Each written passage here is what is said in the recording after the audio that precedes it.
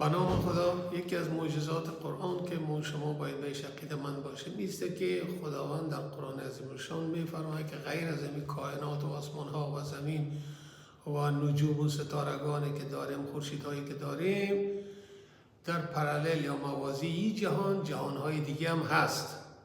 به او خاطر در قرآن عظیم‌الشان میگه این جهان و او جهان و هر جهان دیگه هم همگی مال خداست، در ارتباط با خداست.